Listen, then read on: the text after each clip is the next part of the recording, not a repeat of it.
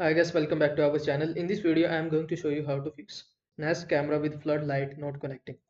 If you want to fix the issue, then here in the official website of Reddit, people provide their opinion and solution regarding this.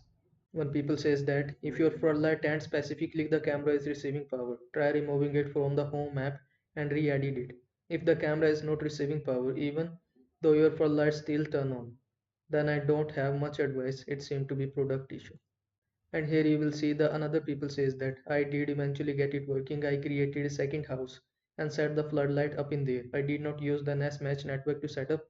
Then I deleted the house and re-added the floodlight to the old one and it works. Seems to be catch in some bad state. So this is the first thing you need to try. And the second thing you need to try is to complete factory reset on camera. Hold reset button for about 10 to 12 seconds. Fix the problem. So the second thing you need to try is to reset your camera by pressing the reset button which is located on the top of your camera. So simply press and hold the reset button about 10 to 12 seconds. After your camera will be resetted and hopefully your problem will be fixed after that. That's it. I hope this video was helpful to you. Make sure to like this video and subscribe to my channel for more this type of content. Thanks for watching.